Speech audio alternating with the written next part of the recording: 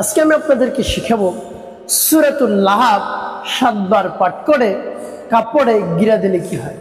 আমি আবার বলছি, সূরাতুল লাহাব 7 বার পাঠ করে গিরা দিলে কি হয়। খুবই দামি এবং গুরুত্বপূর্ণ আমলটি। এই আমলটি আপনি শিখে রাখুন, আপনার কাজে লাগবে। এই আমলটি করতে আপনার কোনো ধরনের টাকা পয়সা খরচ করতে হবে না। অল্প কিছু সময় ব্যয় করে আপনি এই দামি গুরুত্বপূর্ণ আমলটি করতে পারবেন। প্রিয় ভাই বোনেরা, এই আমলটি করে যখন আপনি উপকার পাবেন, ফলাফল পাবেন, আপনি আনন্দিত হবেন, আপনি খুশি হয়ে যাবেন। তাই এই আমলটি আপনি শিখে রাখুন, আপনার কাজে লাগবে। এই আমলটি কখন কিভাবে করবেন, কোন নিয়মে করবেন, আমলটি করে কিভাবে আপনি উপকৃত হবেন, আমি আপনাদেরকে শুরু থেকে শেষ পর্যন্ত একেবারে বিস্তারিতভাবে বলে দিচ্ছি। আপনি অতি সহজেই এই আমলটি করতে পারবেন যদি আমার ভিডিওটি না টেনে না কেটে শেষ পর্যন্ত ধৈর্য এবং মনোযোগ সহকারে দেখতে থাকেন। তাহলে অবশ্যই আপনি সঠিক নিয়মে আমলটি করতে পারবেন। অন্যথায় যদি কেটে কেটে দেখেন তাহলে দেখা যায় অনেক জায়গায় বাদ পড়ে যাবে, আপনি পরিপূর্ণভাবে আমলটি করতে পারলেন না। তাহলে আপনি আমলটি করে উপকৃত হতে পারবেন না যদি আপনি এই আমলটি সঠিক নিয়মে না করতে পারেন। তাই অনুরোধ থাকবে ভিডিওটি না টেনে না কেটে ধৈর্য এবং মনোযোগ সহকারে শেষ পর্যন্ত দেখতে থাকুন। প্রিয় ভাই বোনেরা, শুরুতে আমি বলবো আমলটি কেমন করে করবো, তারপরে বলবো আমলটি করে কিভাবে আপনি উপকৃত হবেন। সূরাতুল লাহাব পাঠ করে কাপড়ে গিরা দিয়ে সেই কাপড় আপনি কি করবেন, কোন উদ্দেশ্যের জন্য আপনি আমলটি করলেন, কিভাবে ব্যবহার করবেন কাপড়টা, আমি আপনাদেরকে বলে দিচ্ছি। প্রিয় ভাই বোনেরা, চলুন কিভাবে আমলটি করতে হয় জেনে নেওয়া যাক। যখন আপনি আমলটি করবেন এর পূর্বে আপনার কাছে একটি কাপড় রাখতে হবে। আমি একটি কাপড় রাখছি, একটি কালারিং একটা কাপড় রেখেছি। আপনি চাইলে যে কোনো কালারের কাপড় রাখতে পারেন, তবে যার উদ্দেশ্যে আপনি আমলটি করবেন তারপরে হয়তো পরিধানকৃত কাপড় হলে সবচেয়ে উত্তম। এখন বলতে পারেন, হুজুর তার যদি কাপড় আনতে না পারে তাহলে কি করবেন? তাহলে আপনি যে কোনো একটি কাপড় দিয়ে আপনি আমলটি করতে পারেন, সমস্যা নেই। তবে উত্তম হলো যার উদ্দেশ্যে আমলটি করবেন তার পরিধানকৃত যে কোনো একটি কাপড় হলেই হবে, সমস্যা নেই। তো প্রিয় ভাই বোনের, এভাবে সেই কাপড়টি আপনার সামনে রাখবেন। রেখে সর্বপ্রথম আপনাকে যে কাজটি করতে হবে, আপনাকে উত্তম রূপে ওযু করতে হবে। উত্তম রূপে ওযু করে পবিত্রতা অর্জন করে পবিত্র স্থানে বসতে হবে, নির্জন একটি জায়গায়। তারপরে সর্বপ্রথম আপনি কি পাঠ করবেন? আপনার জীবনের সমস্ত গুনার কথা স্মরণ করে ক্ষমা প্রার্থনা করবেন, হে আল্লাহ, আমার জীবনের সমুদায় গুনাহ খাতাগুলো আপনি মাফ করে দিন। আমি জীবনে যত ধরনের অন্যায় অপরাধ করেছি, ছোট বড়, দিনে রাতে প্রকাশ্যে গোপনে সব ধরনের অন্যায় অপরাধ আপনি ক্ষমা করে দিয়ে আমার অন্তরকে পাক এবং পবিত্র বানিয়ে দিন। এভাবে মহান রব্বুল আলামিনের কাছে আপনি মনে মনে বলবেন। তারপরে নবী সাল্লাল্লাহু আলাইহি ওয়াসাল্লামের ভালোবাসা নিয়ে 3 বার দুরূদ শরীফ পাঠ করবেন, সাল্লাল্লাহু আলাইহি ওয়াসাল্লাম, সাল্লাল্লাহু আলাইহি ওয়াসাল্লাম, সাল্লাল্লাহু আলাইহি ওয়াসাল্লাম। এভাবে যখন দুরূদ শরীফ 3 বার পাঠ করা হয়ে যাবে, তারপরে আপনি কি করবেন? আপনি আমার দেখার নিয়ম অনুযায়ী 7 বার সূরাতুল লাহাব পাঠ করবেন। সূরাতুল লাহাব পাঠ করে কি করবেন? আর যখন সূরাতুল লাহাব পাঠ করবেন তখন মনে মনে চিন্তা করবেন, ভাববেন, স্মরণ করবেন কোন উদ্দেশ্যের জন্য আপনি আমলটি করতেছেন, কোন সমস্যা সমাধানের জন্য আমলটি করতেছেন, সেই সমস্যার কথা মনে মনে ভাববেন, চিন্তা করবেন এবং মহান রব্বুল আলামিনের কাছে মনে মনে দোয়া করবেন, হে আল্লাহ, যে উদ্দেশ্যের জন্য আমি আমলটি করতেছি উদ্দেশ্য বাস্তবায়ন করুন, সমস্যা দূর করে দিন, আমার আমলকে কবুল করুন, সময়কে কবুল করুন। এভাবে মহান রব্বুল আলামিনের কাছে বলবেন। তারপরে আপনি সূরাতুল লাহাব পাঠ করবেন। আর সূরাতুল লাহাব একেবারে সহিশুদ্ধ করে আপনি পাঠ করবেন। এখন বলতে পারেন, যে সূরাতুল লাহাব তো আমি সহিশুদ্ধ করে পাঠ করতে পারি না। যদি না পারেন তাহলে আমার সাথে শুনে শুনে তারপরে আপনি আমলটি করবেন, তাহলে আপনি উপকৃত হতে পারবেন। প্রিয় ভাই বোনের, শর্ত হলো সহিশুদ্ধ করে আপনাকে পাঠ করতে হবে। আপনি যদি উল্টাপাল্টা করে পাঠ করেন তাহলে আপনি উপকৃত হতেও পারেন, নাও হতে পারেন। আপনার শর্ত হলো সহিশুদ্ধ করে সূরা পাঠ করতে হবে। তো আমি আপনাদেরকে সহিশুদ্ধ করে সূরাতুল লাহাব পাঠ করে শোনাচ্ছি। যেমন বিসমিল্লাহির রহমানির রহিম, تبت يدا أبي لهب وتب ما أغنى عنه ماله وما كسب سيصلى نارا ذات لهب وامرأته حمالة الحطب في جيدها حبل من مسد।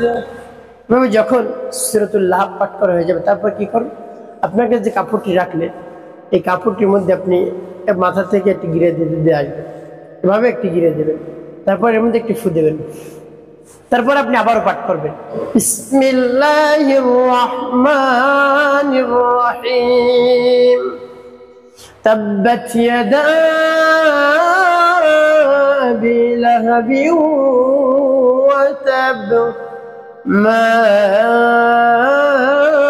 আগনা আনহু মালুহু ওয়া মা কাসাব سيصلى نارا ذات لهب وامرأته حمالة الحطب في جيدها حبل من مسد। পাঠ করা শেষ, আবার একটু কাপড়ের মধ্যে আবার গিয়ে দিবেন, কাপড়ের মধ্যে গিরে দিয়ে একটি ফু দেবেন, তারপর আপনি আবারও পাঠ করবেন বিসমিল্লাহির রহমানির রহিম তাব্বাত ইয়াদা আবি লাহাব ওয়া তাব মা আগনা আনহু মালুহু ওয়া মা কাসাব سيصلى نارا ذات لهب وامرأته حمالة الحطب في جيدها حبل من مسد। পাঠ করা শেষ, আবারও কাপড়ে এভাবে ঘিরে দিবেন,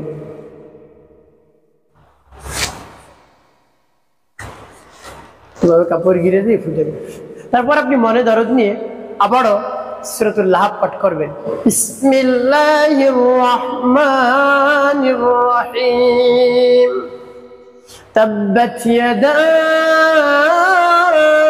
আবি লাহাব ওয়া তাব মা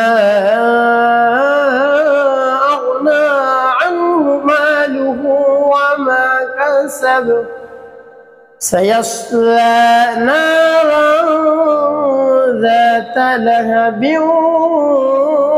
وامرأته حمالة الحطب في جيدها حبل من مسد।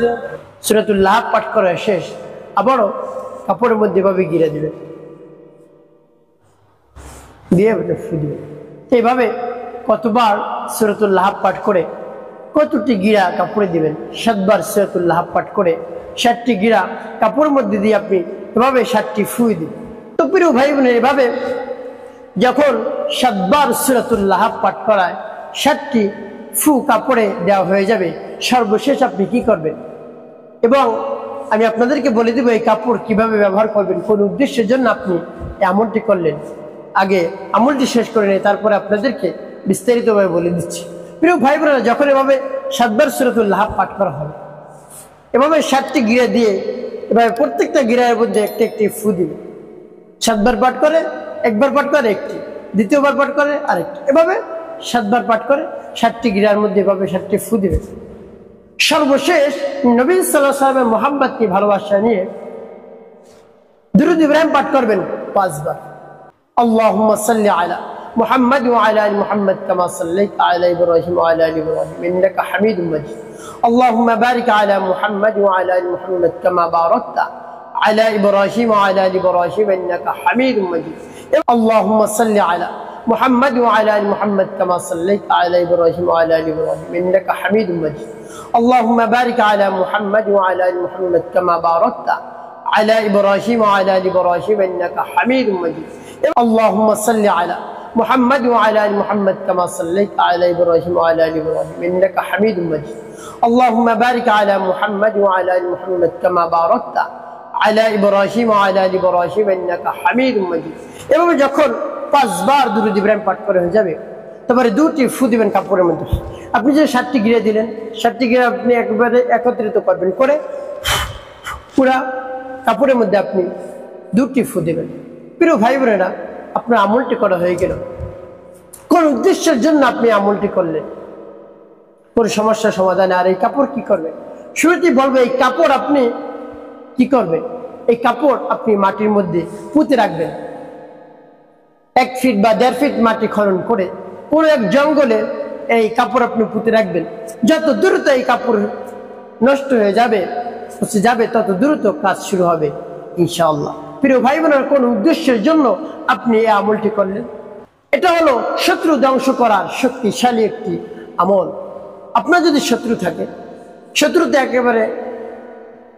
একেবারে সহজে আপনি ধ্বংস করতে পারবেন শাস্তি করতে পারবেন দমন করতে পারবেন কোনো ধরনের টাকা পয়সা আপনার খরচ করতে হবে না শুধু আপনাকে একটু সময় দিয়ে আমলটি করতে হবে আপনার যদি শত্রু থাকে জানের শত্রু মানের শত্রু সম্পদের শত্রু সন্তানের শত্রু আপনার সম্মান নষ্ট করে জায়গা বেজায়গায় আপনাকে এমন কথা বলে আপনার সম্মান নষ্ট হয়ে যায় তারপর আপনার সম্পদের ক্ষতি করে আপনি ব্যবসা বাণিজ্য করেন যে কোনো একটি কাজ করেন তার মধ্যে ক্ষতি সাধন করে বারবার বিভিন্ন ধরনের সমস্যার মধ্যে আপনাকে ফেলে দেয় আপনি কোনোভাবে উপরে উঠতে পারছেন না তারপরে পারিবারিকভাবে আপনাকে আপনার সাথে শত্রুতা করে কোনোভাবে আপনাকে সুস্থ থাকতে দিচ্ছে না শুধু আপনার উপর জ্বালা যন্ত্রণা করে আপনাকে নির্যাতন করে আপনার উপর জুলুম করে এভাবে যদি হয় কোনোভাবেই শত্রুকে দমন করতে পারছেন না আর আপনার জনবল তেমন নেই যে তার সাথে আপনি মোকাবেলা করবেন তো সেক্ষেত্রে আপনার কোনো টেনশন করতে হবে না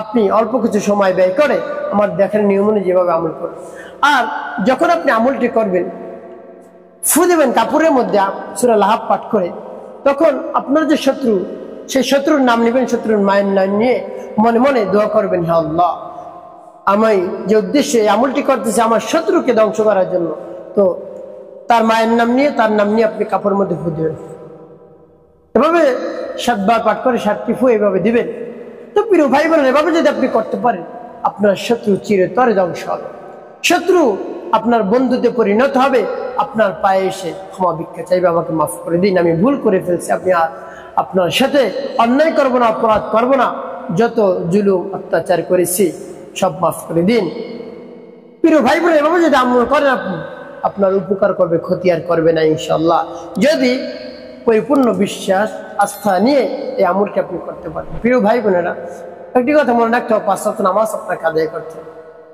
মিথ্যা কথা বলা যাবে না মানুষের খেদমতে কল্যাণে বেশি বেশি কাজ করবেন অবশ্যই আপনার জীবন সুখময় হবে শান্তিপূর্ণ হবে ইনশাআল্লাহ